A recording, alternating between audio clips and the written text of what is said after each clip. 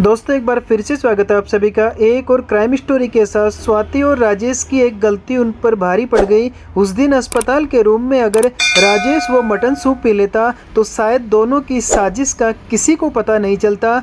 हम बात कर रहे हैं मटन सूप के बारे में। चलिए आपको पूरी कहानी बताते हैं। उससे पहले रिक्वेस्ट है, प्लीज़ अगर आप हमारे चैनल पर नए हैं तो चैनल को सब्सक्राइब जरूर करें, हमें सपोर्ट करें, बेल आइकन प्रेस कर लें ताकि इसी तरह की खबरों के लिए आपको समय पर वीडियो मिल सके। 27 नवंबर 2017 को नागर कुरनूल तेलंगाना के प्राइवेट हॉस्पिटल में स्वाति एक शख्स के साथ भागते हुए आती है। उस शख्स का चेहरा काफ़ी झुलसा हुआ था और वो दर्द से चीख रहा था।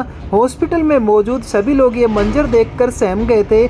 हड़बड़ाई हुई स्वाति हॉस्पिटल स्टाफ को बताती है कि यह शख्स कोई और नहीं बल्कि उसके हस्बैंड सुधाकर रेड्डी है, जिन पर कुछ लोगों ने अटैक कर पेट्रोल डालकर आग लगा दी। हॉस्पिटल स्टाफ फौरन उसे इमरजेंसी वार्ड में ले जाते हैं और ट्रीटमेंट शुरू करते हैं। कुछ दिन बाद सुधाकर की तबीयत में सुधार हुआ, लेकिन उसका चेहरा बुरी तरह से झुलस चुका था। डॉक्टर ने सजेस्ट किया कि चेहरे को ठीक करने के लिए प्लास्टिक सर्जरी करनी पड़ेगी, जिसके लिए स्वाति तुरंत मान गई। स्वाति ने सारे फैमिली मेंबर्स, रिश्तेदारों को इस हादसे के बारे में बताया। सुनकर सुधाकर की माँ और उसका भाई सुरेंद्र और बाकी फैमिली मेंबर्स भागते हुए हॉस्पिटल पहुंचे। उन्होंने देखा कि उसका चेहरा पूरी तरह से पट्टियों से ढका हुआ था। जैसे जैसे दिन बीतते गए सुधाकर की हेल्थ में सुधार हुआ तो डॉक्टर ने उसे लिक्विड डाइट लेने के लिए सजेस्ट किया। यहीं से कहानी में इंटरेस्टिंग मोड़ आना शुरू हुआ। सुधाकर को मटन सूप बहुत पसंद था, इसलिए उसकी माँ उसके लिए मटन सूप बनाकर हॉस्पिटल लेकर आई। हैरानी की बात यह है कि सुधाकर ने उस सूप को पीने से मना कर दिया, लेकिन मटन सूप पीने से मना कर देना उसके भाई सुरेंद्र के दिमाग में एक शक डाल गई। सुधाकर का चेहरा 30% से ज़्यादा जल गया था, लेकिन उसकी हेल्थ में काफ़ी सुधार हो गया था। उसके भाई ने नोटिस किया कि सुधाकर के बैठने, उठने और बोलने का तरीका काफ़ी बदला सा था, मानो चेहरे के साथ उसकी पूरी पर्सनैलिटी ही चेंज हो गई हो। इन सारी बातों को गौर करने पर उसका शक इतना बड़ा हो गया कि वह बिना किसी से बोले सीधा पुलिस के पास चला गया। उसने पुलिस को पूरा एक्सीडेंट बताया कि कैसे उसके भाई पर हमला हुआ, और फिर भी उसकी वाइफ स्वाति ने अभी तक कोई भी पुलिस कंप्लेंट फाइल नहीं की। उसने ये भी बताया कि उसके भाई ने मटन सूप पीने से मना कर दिया, जो कभी उसे सबसे ज़्यादा पसंद था। पुलिस के लिए ये बातें सुनने और समझने के लिए काफ़ी अजीब थी। वह समझ नहीं पा रहे थे कि आखिर सुरेंद्र कहना क्या चाहता है, क्योंकि कुछ भी खाने पीने से मना कर देना कोई क्राइम नहीं होता। तभी सुरेंद्र ने अपने दिल में बैठे उस शक को जाहिर किया, जिसको सुनकर पुलिस भी हैरान रह गई। सुरेंद्र ने कहा कि उसे शक है कि जो आदमी हॉस्पिटल में एडमिट है वो उसका भाई सुधाकर नहीं कोई और है। यह पुलिस के पास आया सबसे विचित्र केस था, इसलिए इसके लिए उन्होंने एक स्पेशल इन्वेस्टिगेटर असाइन किया। अब वो आदमी सुधाकर है या नहीं इसका पता फिंगरप्रिंट से ही लग सकता था, इसलिए बहुत प्लानिंग से सीक्रेट पुलिस ने उस आदमी से फिंगरप्रिंट ले लिए और सुधाकर के आधार से लेकर बैंक तक सारे डाटा रिकॉर्ड से मैच करवाना स्टार्ट कर दिए। कुछ दिन बाद रिजल्ट आ गए, फिंगरप्रिंट्स मिसमैच निकले। हॉस्पिटल में एडमिट हुआ आदमी सुधाकर था ही नहीं। अब सवाल यह आता कि वह आदमी कौन है, असली सुधाकर कहाँ है, क्यों स्वाति सबको उसे ही अपना पति बता रही है, आखिर कौन सा राज है जो स्वाति सबसे छुपा रही थी। इन सभी सवालों के लिए पुलिस ने स्वाति को पुलिस स्टेशन बुलाया। पुलिस ने स्वाति से सुधाकर पर हुए हमले से लेकर हॉस्पिटल में एडमिट कराने तक के सारे इंसिडेंट के बारे में डिटेल से पूछताछ करनी शुरू कर दी। पुलिस ने स्वाति के दिए बयानों में ढेर सारे लूम होल्स और कमियां पाई, इसलिए पुलिस ने सख्ती से स्वाति से पूछताछ शुरू की। स्वाति कोई प्रोफेशनल क्रिमिनल नहीं थी, इसलिए कुछ वक्त बाद वो टूट गई और सब कुछ बताना शुरू कर दिया। एक सच ऐसा जिसको किसी ने सपने में भी नहीं सोचा था। चलिए दोस्तों आपको बताते हैं मटन सूप की असली कहानी। साल 2014 में स्वाति की सुधाकर से शादी हो गई। ये एक अरेंज मैरिज थी। सुधाकर पेशे से बिजनेसमैन था और स्वाति हॉस्पिटल में एक नर्स थी। उसके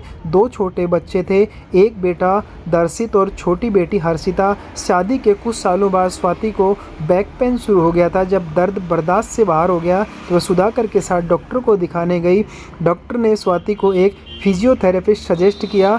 उस फिजियोथेरेपिस्ट का नाम राजेश था। शुरुआत के कुछ दिनों में स्वाति सुधाकर के साथ फिजियोथेरेपी के लिए जाती रही, लेकिन सुधाकर के बिजी शेड्यूल के चलते उसने अकेले ही जाना शुरू कर दिया। कुछ वक्त बाद स्वाति और फिजियोथेरेपिस्ट राजेश के बीच में अफेयर शुरू हो गया। धीरे धीरे वक्त के साथ दोनों का रिश्ता इतना गहरा होता चला गया कि उन्होंने सब कुछ ताक पर रख दिया। स्वाति और सुधाकर की मैरिज लाइफ नॉर्मल थी, इसलिए स्वाति के सामने सुधाकर को डिवोर्स देने का कोई कारण नज़र नहीं आ रहा था। साथ ही डिवोर्स देने पर उसे सुधाकर की प्रॉपर्टी से भी हाथ धोना पड़ता।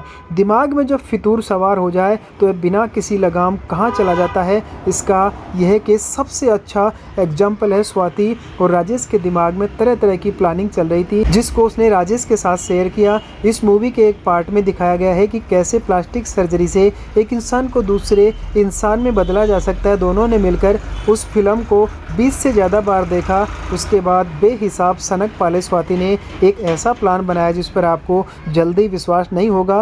प्लान के अकॉर्डिंग स्वाति ने राजेश को सुधाकर जैसा बनने की ट्रेनिंग देना स्टार्ट कर दिया। सुधाकर का बैठना उठना, हाव भाव, चाल ढाल और कपड़े पहनने का तरीका, उससे जुड़ी हर छोटी छोटी बात स्वाति ने राजेश को सिखाई। 26 नवंबर 2017 को फाइनली वह दिन भी आ गया। यह दिन था संडे का। उस दिन सुधाकर घर पर ही था। स्वाति पैसे से नर्स थी, इसलिए उसे एनेस्थीसिया के यूज़ के बारे में पूरी जानकारी थी। प्लान के अकॉर्डिंग स्वाति ने सबसे पहले सुधाकर को एनेस्थीसिया देकर बेहोश कर दिया। इसके बाद धीरे से राजेश को घर के अंदर बुला लिया। उन्होंने आयरन रोड से सिर पर हमला करके सुधाकर को मार डाला और उसके बाद उसका चेहरा मिटा, ताकि अगर उसकी बॉडी मिल भी जाए तो उसकी शिनाख्त ना हो पाए। फिर बॉडी को एक चादर में लपेट कर उसे महबूब नगर के जंगल में ले गए, जहां उसकी बॉडी को जलाकर दफन कर दिया। सारे सबूत मिटा देने के बाद अब बारी थी प्लान के दूसरे सबसे भयानक पार्ट को एग्जीक्यूट करने की। प्लान के अकॉर्डिंग स्वाति की लाइफ में राजेश को अब सुधाकर की जगह लेनी थी। अकॉर्डिंग टू मूवी यह तभी हो सकता था जब राकेश का चेहरा प्लास्टिक सर्जरी से सुधाकर जैसा कर दिया जाए, लेकिन प्लास्टिक सर्जरी भी तभी होती है जब चेहरा एक्सीडेंटली ख़राब हो गया हो। इसलिए स्वाति ने राजेश को मनाया और कहा कि प्लास्टिक सर्जरी से उसको सुधाकर जैसा बना दिया जाएगा, ताकि कोई शक भी नहीं कर पाएगा। अब होशो हवास में अपने चेहरे को जलाने के लिए एसिड डलवाना ये कोई आसान काम नहीं था। इसलिए राजेश इस प्लान में थोड़ा हिचक भी रहा था, लेकिन इसकी जो ना कार्रवाई वो कम है। 27 नवंबर 2017 को मर्डर के अगले दिन स्वाति के समझाने पर राजेश अपना चेहरा जलाने के लिए तैयार हो जाता है। उसके बाद स्वाति अपने हाथों से धीरे धीरे एसिड उसके चेहरे पर डालकर उसे जलाना शुरू कर देती है। ताज्जुब की बात यह है कि कभी इसी चेहरे से उसको प्यार हुआ था। एसिड जैसे जैसे राजेश का चेहरा जलाता जा रहा था, उसकी आंखें तेज होती जा रही थी। स्वाति उसके बाद तड़पते हुए राजेश को फ़ौरन हॉस्पिटल लेकर पहुंची, जहां उसको सुधाकर बताकर एडमिट करवाया। अब रही बात जिस बेवकूफ़ी की, तो ये दोनों पकड़े गए। वो रीजन भी बहुत ही अलग था। कैसे मटन सूप ना पीने पर सुधाकर के भाई को शक हुआ और उसके बाद कैसे स्वाति और राजेश पकड़े गए। दरअसल राजेश शाकाहारी था, इस वजह से उसने सूप पीने से इनकार कर दिया, जिसके बाद स्वाति और राजेश का भंडाफोड़ हुआ। दोस्तों, इस क्राइम कहानी पर आप अपनी क्या राय रखते हैं, प्लीज़ हमें कमेंट में ज़रूर लिखें। और इसी तरह की क्राइम कहानियों के लिए, क्राइम न्यूज़ के लिए प्लीज़ हमारे चैनल को सब्सक्राइब जरूर करें, हमें सपोर्ट करें, बेल आइकन जरूर प्रेस करें, ताकि आने वाली हर एक प्रकार की नोटिफिकेशन आपको मिल सके।